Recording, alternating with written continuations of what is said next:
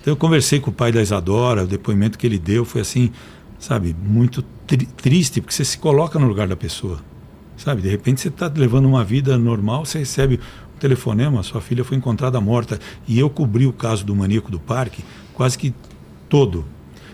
Eu tive a oportunidade de chegar com a polícia e ver alguns corpos ali, já em estado em decomposição. Ah, é? Isso inclusive da própria Isadora. É mesmo? É que a minha cabeça é cheia de flashes. Caramba. Flashes de vídeo, sabe, de imagens, de falas, de tudo, entendeu? Então eu vivo assim, vivo lá no passado, veio para o presente. Isso, sabe, entrevistar uma vítima, eu me lembro de um estudante de jornalismo ali no Morumbi, ele chegou na faculdade, ele foi assaltado, ele foi tirar o cinto e o bandido achava que ele estava armado, que ele ia puxar uma arma, e matou o garoto. E ele foi assassinado, e eu entrevistei o pai duas vezes, depois o pai escreveu um livro, e eu fui na casa dele, e o garoto era corintiano, e a cama estava do jeito que ele deixou durante muito tempo. E ele tinha, acho que, mais 2 filhos, ele costumava, no final do ano, tirar uma foto dentro da casa, no mesmo lugar. E ele continuou tirando a foto sem a presença do filho. Então, são detalhes que, como quer dizer, tem muitos detalhes que não vão para o ar, mas que te emocionam e se acaba contando numa conversa como a nossa aqui. Você acha que você ficou mais frio? Toda essa realidade te abateu dessa forma? Como você lidava com isso? Eu não sei lidar. É? Eu não sei Até lidar, hoje. eu me emociono, sabe? A minha mulher, a Roseli, ela sempre falava que eu tenho um coração muito mole para ser repórter de polícia, que ela que devia ser. Porque ela é mais durona. Ela é mais ali pragmática. Eu me emociono, sabe? Eu relembro de histórias. Depois que acontece um caso, eu ligo para as pessoas para saber se está tudo bem, se a matéria estava correta, sabe? Se eu puder ajudar, sabe? Caminhar para o Ministério Público, sabe? Para algum setor que possa fazer uma investigação mais profunda, entendeu? Eu tento me envolver e me envolvo, sabe? A minha vida, ela é cinza. Sabe, eu vivo sem esperança, não consigo viver. E vejo a violência desde lá do comecinho, 45 anos atrás, só evoluir, só aumentar e colocar em risco a vida das pessoas. Acho que o Brasil corre o risco de ser o centro mundial do crime organizado. Então, já falaram aqui da gente virar um narco-estado, né? A gente está muito próximo. México, Colômbia, quer dizer, então não tem como. Eles se infiltraram em tudo, né? Não, e você tem um país que tem um clima ótimo, você tem a fronteira com os outros países que tem, acho que são 17 mil quilômetros, quer dizer, você não consegue policiar a fronteira do mar também, você entra por qualquer lugar. Eu me lembro uma vez que eu fui para Bolívia fazer uma matéria sobre roubo de carro, junto com o Evandro, Evandro Siqueira, que é um produtor do Fantástico também. Os carros eram roubados aqui e levados para lá, em Santa Cruz de la Serra. Os bandidos entravam com os carros naquelas cabriteiras, que são aquelas estradas de terra que divide ali Bolívia, Paraguai. Você anda ali, não tem ninguém ali, só mato e estrada de terra e que eles chamam de cabriteiras, né, aquelas estradas. Levavam os carros daqui para lá. E a gente foi para lá e fazer a matéria, e numa das passagens tinha um posto da Polícia Federal todo destruído, com tiros. E conversando com os policiais naquela época, essa matéria já faz muito tempo, os policiais de noite eles ficavam escondidos no meio do mato. Porque se eles ficassem dentro da guarita, eles seriam mortos. Quer dizer, imagina hoje.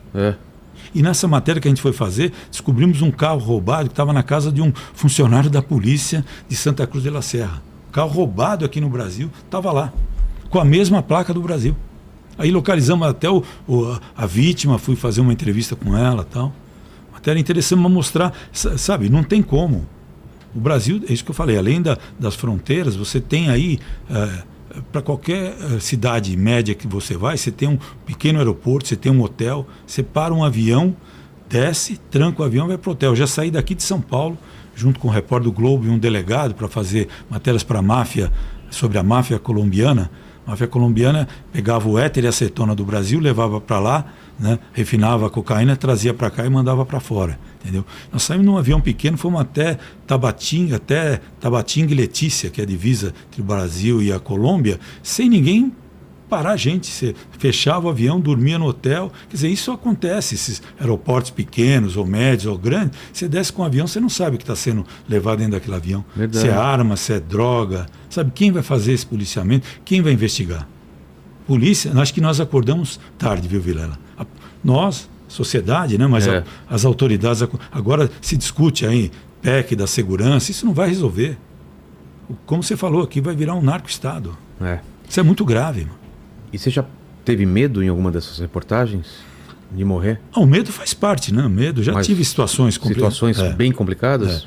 Quando a gente foi nessa história, dá para contar? Claro, claro. A gente foi num avião, o avião teve problemas, um bimotor. Esses bimotores aí. De onde para onde? Você estava indo? A gente estava indo daqui, a gente ia para Tabatinga e Letícia, na divisa com o Brasil. A gente ia para lá.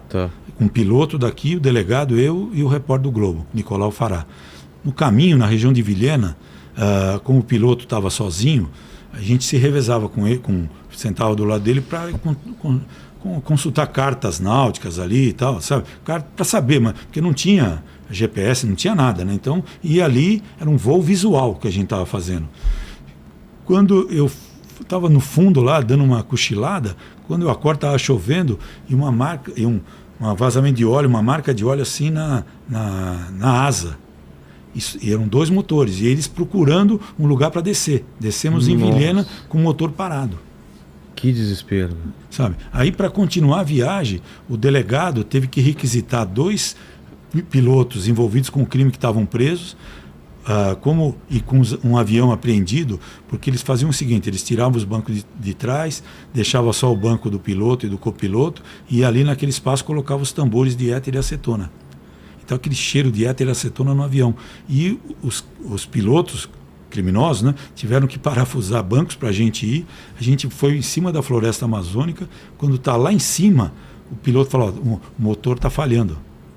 Tivemos que voltar, pegar outro avião, o delegado armado, porque esses criminosos poderiam fazer qualquer coisa com a gente. Você vê que responsabilidade nossa também, do próprio delegado. Quer dizer, valia tudo aquilo naquela época, entendeu? E aí um dos pilotos, me lembro, ele tinha uma cicatriz atravessando o rosto. E eu perguntei para ele, falei: fui muito tempo piloto de garimpo e sofri um acidente e cortei o rosto aqui. Caramba. Então dá medo. O medo faz parte. A gente não é herói. O jornalista não é herói. Sabe? O jornalista é alguém como eu, como você, como ele, sabe? Que escolhe fazer esse trabalho. Por gosto, pela oportunidade, para depois sair da reportagem policial e ir para um outro setor mais nobre da imprensa e tal. Mas existe o medo, sabe? No caso do Thiago Brenan, que é uma das últimas histórias que eu cobri para a TV Globo, aquele empresário milionário foi acusado de abusar de mulheres, de estuprar. Ele ficou famoso porque ele agrediu uma moça dentro de uma academia aqui, num shopping de luxo aqui nos Jardins, né? A Helena Gomes. E ela teve coragem de denunciar, mostrando o rosto, o Thiago Brenan, que era um empresário, um milionário pernambucano que morava aqui em São Paulo. E aí, diante dessa situação, a gente fez uma matéria, numa entrevista que eu fiz com ele por áudio e por vídeo, ele me ameaçou. E por causa dessa ameaça, a direção da Globo e o departamento jurídico resolveram que eu deveria andar com segurança durante 2 meses. E andei. Os seguranças iam me buscar em casa, me levar em casa, acompanhar as matérias. Já recebi ameaças de morte, principalmente quando você denuncia policiais envolvidos em corrupção e violência. Uma vez a gente fez uma matéria de um grupo de policiais militares em Osasco que sequestrava e matava menores infratores, assaltantes, que roubavam pequenos comerciantes. Os comerciantes já não aguentavam mais, chamavam esses policiais que nas horas vagas pegavam esses moleques, matavam e jogavam numa pedreira em Guarulhos. Cheguei a fazer essa matéria, a gente, junto com o Robson Serantolo, a gente conseguiu um dos policiais que fazia parte dessa quadrilha de policiais, entrevistamos ele de farda, no meio lá da Serra da Cantareira. Ele contou como é que funcionava, como é que eram os esquemas. Ele não aguentava mais, a gente foi levantar a vida dele. Ele tinha mais de 50 assassinatos registrados no Tribunal de Justiça, sabe? Recebia, não tinha celular na época, alguém ligava para minha casa, ficava sem falar, eu tocava música fúnebre. Meu Deus. Então já tive situações assim. Acho que outros repórteres de polícia também, sim. Tim Lopes, Caco Barcelos, que é um sabe, um ícone, um grande jornalista, ele já sofreu várias Cabrini ameaças. teve aqui também. Cabrini, sabe, grandes jornalistas que, sabe, que eu reconheço, que eu aprendo com eles, que sofreram ameaças e continuam nessa área, que eu acho que é o nosso papel social, de denunciar as irregularidades, cobrir os crimes. Tem medo, vai com medo mesmo. Vai com medo mesmo. Eu tenho receio da minha família, entendeu? Por causa do sobrenome e tal, mas, sabe, já tive uma vez, a gente estava fazendo uma matéria de um delegado, que hoje é advogado, o que ele fazia? Ele tirava presos da delegacia de Atibaia da cadeia, levava para a rodovia Fernão Dias para eles assaltarem. E depois levava os presos de volta para a cadeia, né, e dava drogas e ele ficava com o que foi roubado. E esse delegado, esse policial, ele fugiu da cadeia e quando ele fugiu, meu telefone de madrugada de cabeceira tocava sem parar. E eu fiquei sabendo que ele, sabe, e era uma pessoa naquela época perigosa, e essas pessoas estão aí, a gente nunca sabe o que vai acontecer, né?